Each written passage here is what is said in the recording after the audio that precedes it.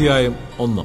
ദാവീദ് രാജാവ് വയസ്സ് ചെന്ന് വൃദ്ധനായപ്പോൾ അവനെ കമ്പിളി പുതപ്പിച്ചിട്ടും കുളിർ മാറിയില്ല. ആകയാൽ അവന്റെ ഭൃത്യന്മാർ അവനോട്, യജമാനായ രാജാവിന് വേണ്ടി കന്യകയായ ഒരു യുവതിയെ അന്വേഷിക്കട്ടെ, അവൾ രാജസന്നിധിയിൽ ശുശ്രൂഷിച്ചു നിൽക്കുകയും യജമാനായ രാജാവിൻ്റെ കുളിർ മാറ്റേണ്ടതിന് തിരുമാറിൽ കിടക്കുകയും ചെയ്യട്ടെ എന്ന് പറഞ്ഞു. അങ്ങനെ അവർ സൗന്ദര്യമുള്ള ഒരു യുവതിയെ ഇസ്രായേൽ ദേശത്തെല്ലായിടവും അന്വേഷിച്ചു.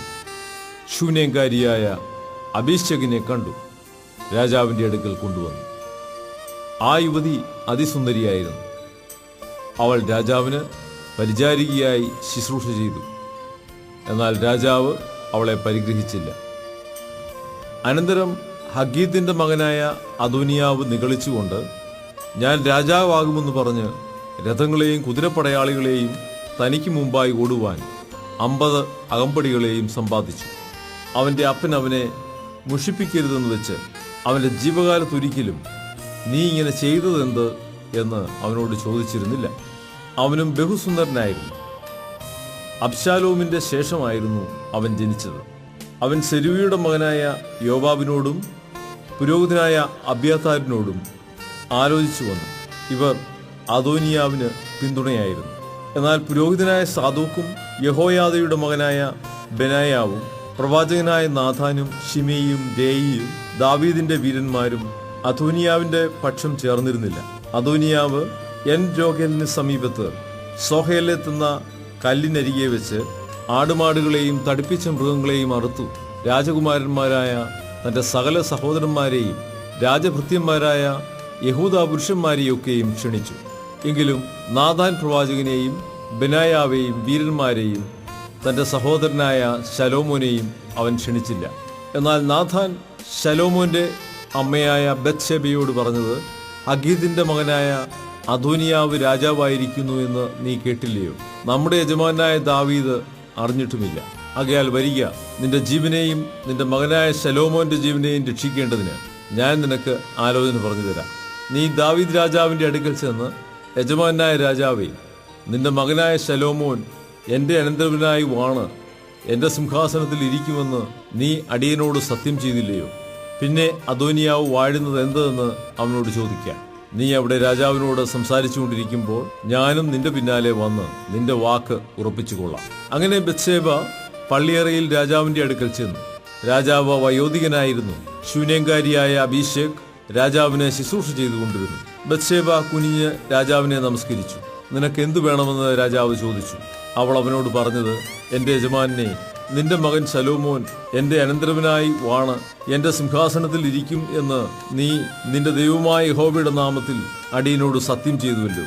ഇപ്പോൾ ഇതാ അദോനിയാവ് രാജാവായിരിക്കുന്നു. എൻ്റെ യജമാനായ രാജാവ് അറിയുന്നതുമില്ല. അവൻ അനവധി കാളകളെയും തടിപ്പിച്ച മൃഗങ്ങളെയും ആടുകളെയും അറുത്ത് രാജകുമാരന്മാരെയൊക്കെയും പുരോഹിതനായ അബ്യാഥാരിനോടും സേനാധിപതിയായ യോവാബിനെയും ക്ഷണിച്ചു. എങ്കിലും നിന്റെ ദാസനായ ശലോമോനെ അവൻ ക്ഷണിച്ചില്ല. യജമാനായ രാജാവേ, യജമാനായ രാജാവിന്റെ അനന്തരവനായി സിംഹാസനത്തിൽ ഇരിക്കേണ്ടത് ആരെന്ന് നീ അറിയിക്കേണ്ടതിന് എല്ലാ ഇസ്രയേലിന്റെയും കണ്ണ് നിന്നെ നോക്കിക്കൊണ്ടിരിക്കുന്നു. അല്ലാഞ്ഞാൽ യജമാനായ രാജാവ് തന്റെ പിതാക്കന്മാരെ പോലെ നിദ്ര പ്രാപിച്ച ശേഷം ഞാനും എൻ്റെ മകൻ ശലോമോനും കുറ്റക്കാരായിരിക്കും. അവൾ രാജാവിനോട് സംസാരിച്ചുകൊണ്ടിരിക്കുമ്പോൾ ഇതാ നാഥാൻ പ്രവാചകൻ വരുന്നു. നാഥാൻ പ്രവാചകൻ വന്നിരിക്കുന്നു എന്ന് രാജാവിനോട് അറിയിച്ചു. അവൻ രാജസന്നിധിയിൽ ചെന്ന് രാജാവിനെ സാഷ്ടാംഗം വീണ് നമസ്കരിച്ചു. നാഥാൻ പറഞ്ഞതെന്തെന്നാൽ, യജമാനായ രാജാവേ, അദോനിയാവ് എൻ്റെ അനന്തരവനായി വാണ് എൻ്റെ സിംഹാസനത്തിൽ ഇരിക്കുമെന്ന് നീ കൽപ്പിച്ചിട്ടുണ്ടോ? അവൻ ഇന്ന് ചെന്ന് അനവധി കാളകളെയും തടിപ്പിച്ച മൃഗങ്ങളെയും ആടുകളെയും അറുത്ത് രാജകുമാരന്മാരെയൊക്കെയും സേനാധിപന്മാരെയും പുരോഹിതനായ അബ്യാഥാരിനെയും ക്ഷണിച്ച് അവർ അവന്റെ മുൻപാകെ ഭക്ഷിച്ച് പാനം ചെയ്ത്, അദോനിയ രാജാവേ, ജയ ജയ എന്ന് പറയുന്നു.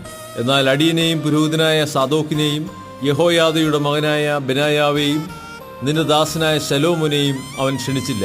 യജമാനായ രാജാവിന്റെ അനന്തരവനായി സിംഹാസനത്തിൽ ഇരിക്കേണ്ടത് ആരെന്ന് അടിയങ്ങളെ നീ അറിയിക്കാതെ ഇരിക്കെ ഈ കാര്യം യജമാനായ രാജാവിന്റെ കൽപ്പനയാലോ നടന്നത്? ബത്ശേബയെ വിളിപ്പീനെന്ന് ദാവീദ് രാജാവ് കൽപ്പിച്ചു. അവൾ രാജസന്നിധിയിൽ ചെന്നു രാജാവിന്റെ മുൻപാകെ നിന്നു. അപ്പോൾ രാജാവ്, എന്റെ ജീവനെ സകല കഷ്ടത്തിൽ നിന്നും വീണ്ടെടുത്തിരിക്കുന്ന യഹോവയാണ് നിന്റെ മകനായ ശലോമോൻ എന്റെ അനന്തരവനായുമാണ് എനിക്ക് പകരം എന്റെ സിംഹാസനത്തിൽ ഇരിക്കുമെന്ന് ഞാൻ നിന്നോട് ഇസ്രായേലിന്റെ ദൈവമായ യഹോവയുടെ നാമത്തിൽ സത്യം ചെയ്തതുപോലെ തന്നെ ഞാൻ ഇന്ന് നിവർത്തിക്കുമെന്ന് സത്യം ചെയ്തു പറഞ്ഞു. അപ്പോൾ ബത്ശേബ സാഷ്ടാംഗം വീണു രാജാവിനെ നമസ്കരിച്ചു. എന്റെ യജമാനായ ദാവീദ് രാജാവ് ദീർഘായുസ്സായിരിക്കട്ടെ എന്ന് പറഞ്ഞു. പിന്നെ ദാവീദ് പുരോഹിതനായ സാദോക്കിനെയും പ്രവാചകനായ നാഥാനെയും യഹോയാദയുടെ മകനായ ബെനായാവെയും വിളിപ്പീനെന്ന് കൽപ്പിച്ചു. അവർ രാജസന്നിധിയിൽ ചെന്ന് നിന്നു. രാജാവ് അവരോട് കൽപ്പിച്ചതെന്നാൽ, നിങ്ങളുടെ യജമാനന്റെ ഭൃത്യന്മാരെ കൂട്ടിക്കൊണ്ട് എന്റെ മകനായ ശലോമോനെ എന്റെ കോവർക്കഴുതപ്പുറത്ത് കയറ്റി താഴെ ഗീഹോനിലേക്ക് കൊണ്ടുപോകുവിൻ. അവിടെ വെച്ച് സാദോക്ക് പുരോഹിതനും നാഥാൻ പ്രവാചകനും അവനെ ഇസ്രായേലിന് രാജാവായിട്ട് അഭിഷേകം ചെയ്യണം. പിന്നെ കാഹളമൂതി ശലോമോൻ രാജാവെ ജയ ജയ എന്ന് ഘോഷിച്ചു പറവീൻ. അതിനുശേഷം നിങ്ങൾ അവന്റെ പിന്നാലെ വരുവീൻ. അവൻ വന്നെന്റെ സിംഹാസനത്തിലിരുന്ന് എനിക്ക് പകരം വാഴണം. ഇസ്രായേലിന് യഹൂദയ്ക്കും പ്രഭുവായിരിക്കേണ്ടതിന് ഞാൻ അവനെ നിയമിച്ചിരിക്കുന്നു. അപ്പോൾ യഹോയാദയുടെ മകൻ ബെനായാവ് രാജാവിനോട്, ആമേൻ, യജമാനായ രാജാവിന്റെ ദൈവമായ യഹോവയും അങ്ങനെ തന്നെ കൽപ്പിക്കുമാറാകട്ടെ. യഹോവ യജമാനായ രാജാവിനോട് കൂടെ ഇരുന്നതുപോലെ ശലോമോനോട് കൂടെ ഇരിക്കി. യജമാനായ ദാവീദ് രാജാവിന്റെ സിംഹാസനത്തെക്കാളും അവന്റെ സിംഹാസനത്തെ ശ്രേഷ്ഠമാക്കുകയും ചെയ്യുമാറാകട്ടെ എന്ന് ഉത്തരം പറഞ്ഞു. അങ്ങനെ സാദോക്ക് പുരോഹിതനും നാഥാൻ പ്രവാചകനും യഹോയാദയുടെ മകനായ ബെനായാവും ക്രേത്യരും പ്ലേത്യരും ചെന്ന് ദാവീദ് രാജാവിന്റെ കോവർക്കഴുതപ്പുറത്ത് ശലോമോനെ കയറ്റി ഗീഹോനിലേക്ക് കൊണ്ടുപോയി. സാദോക്ക് പുരോഹിതൻ തൃക്കൂടാരത്തിൽ നിന്ന് തൈലക്കൊമ്പ് കൊണ്ടുചെന്നു ശലോമോനെ അഭിഷേകം ചെയ്തു. അവർ കാഹളമൂതി ജനമൊക്കെയും ശലോമോൻ രാജാവേ ജയ ജയ എന്ന് ഘോഷിച്ചു പറഞ്ഞു. പിന്നെ ജനമൊക്കെയും അവന്റെ പിന്നാലെ ചെന്നു. ജനം കുഴലൂതി അവരുടെ ഘോഷം കൊണ്ട് ഭൂമി കുലുങ്ങുമാറ് അത്യന്തം സന്തോഷിച്ചു. അധോനിയാവും കൂടെയുണ്ടായിരുന്ന സകല വിരുന്നുകാരും ഭക്ഷണം കഴിഞ്ഞിരിക്കുമ്പോൾ അത് കേട്ടു. കാഹളനാദം കേട്ടപ്പോൾ യോവാബ് പട്ടണം കലങ്ങിയിരിക്കുന്ന ഈ ആരവം എന്തെന്ന് ചോദിച്ചു. അവൻ പറയുമ്പോൾ തന്നെ ഇതാ പുരോഹിതനായ അബ്യാഥാരിന്റെ മകൻ യോനാഥാൻ വരുന്നു. അധോനിയാവ് അവനോട്, അകത്തു വരിക, നീ യോഗ്യപുരുഷൻ, നീ നല്ല വർത്തമാനം കൊണ്ടുവരുന്നു എന്ന് പറഞ്ഞു. യോനാഥാൻ അധോനിയാവിനോട് ഉത്തരം പറഞ്ഞത്, നമ്മുടെ യജമാനായ ദാവീദ് രാജാവ് ശലോമോനെ രാജാവാക്കിയിരിക്കുന്നു.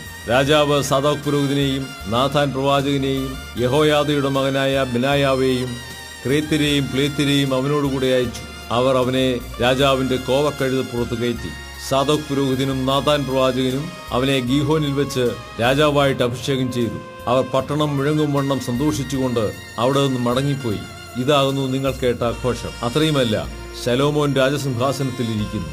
രാജഭൃത്യന്മാരും നമ്മുടെ യജമാനായ ദാവീദ് രാജാവിനെ അഭിവന്ദനം ചെയ്യുവാൻ ചെന്നു.